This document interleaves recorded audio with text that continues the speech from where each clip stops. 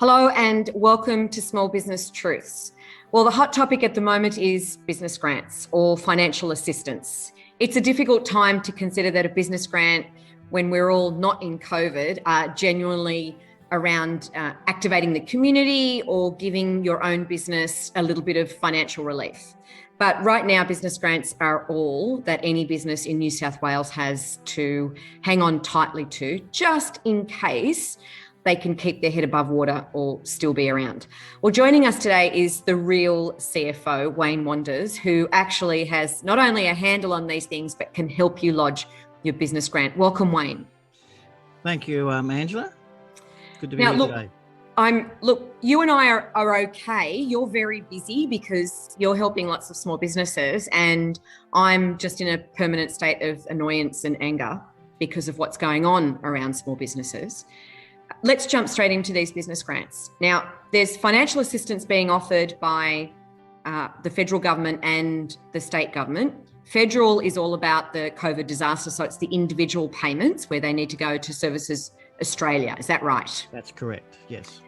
So if you're an employee or not working or want to get the extra supplement in case you are already getting some social services benefits, that's where you go as an individual. But businesses in New South Wales need to apply via Services New South Wales. Correct.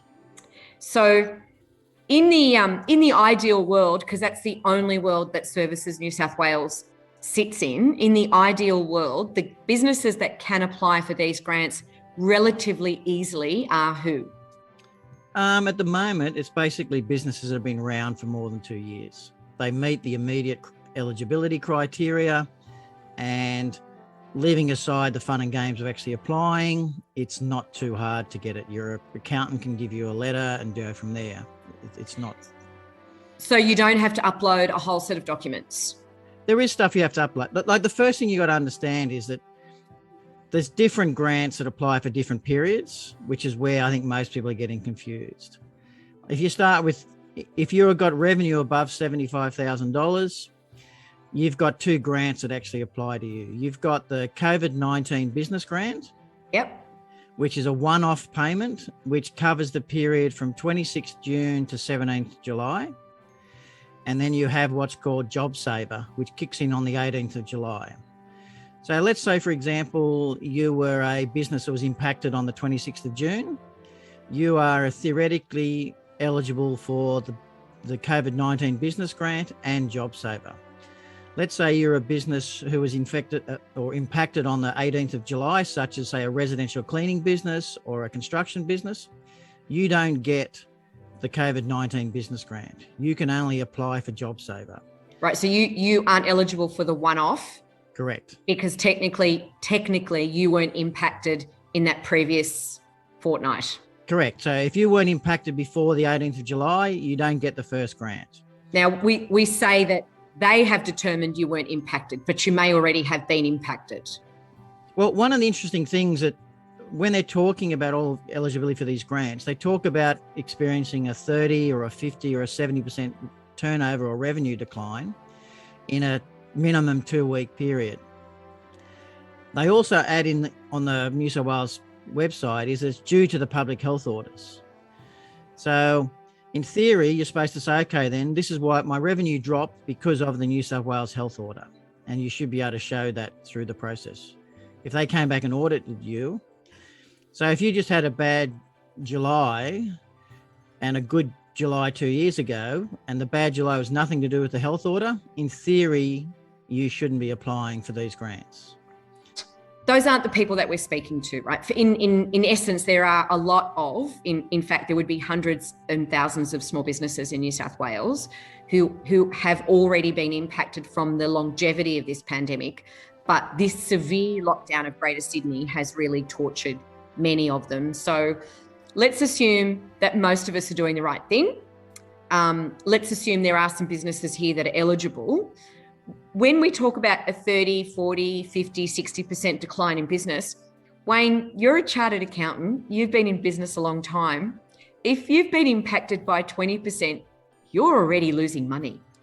Correct. And I've seen businesses at 29.9% who don't qualify. And they are already severely hit. I mean, you could even be trading insolvent at that point. Correct. But you have one degree of flexibility in that it's over a minimum 2-week period. So if we're talking about the COVID-19 business grant, it's between the 26th of June and the 17th of July. So you can pick any 14-day window in that period of time. Right. So I suggest you sit down there with your bank statements or with your accounting system and just do 14 days at a time and compare it back to June. And you've got a 14-day window in June and July 2019.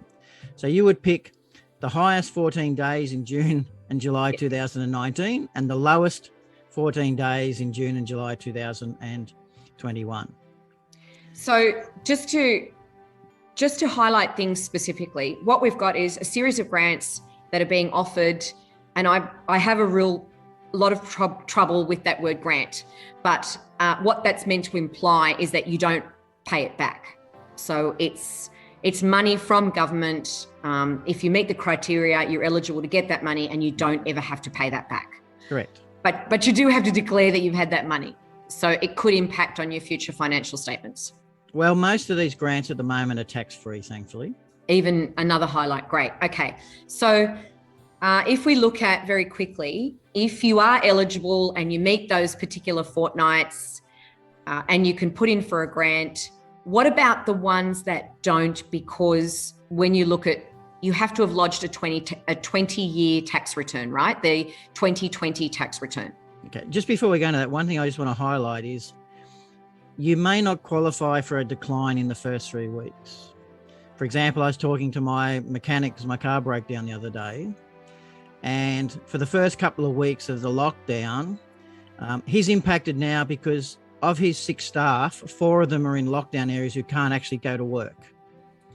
Right? So here's a totally different impact. It's not the revenue and the shutdown that's hit him. It's the fact that his staff can't come to work. So if you've only got 2 of your 6 staff, he can only do a third of the work he was doing before. But for the first week or so, he was okay, but now his work's dropping off. So thankfully, with JobSaver, it's not 2 weeks in that window. It can be any 2 weeks in the lockdown period. So in theory, you can wait until the last 2 weeks of August, up until the 28th of August. And if you qualify in those 2 weeks, you can get JobSaver backdated to the 18th of July.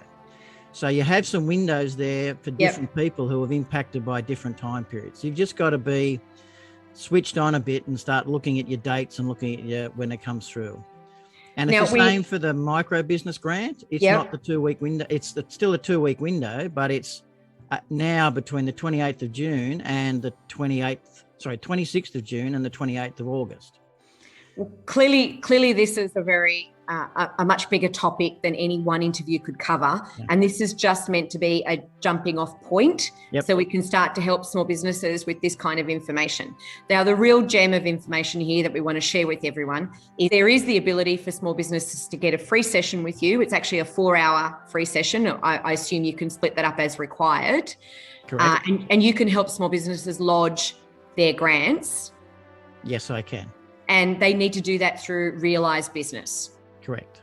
Okay, and we'll give that number out and we'll have that pop up on the screen. It's 9545 5900 and they just need to ask for you, Wayne Wanders. Correct. And they can get a time with you. Now, you're a chartered accountant.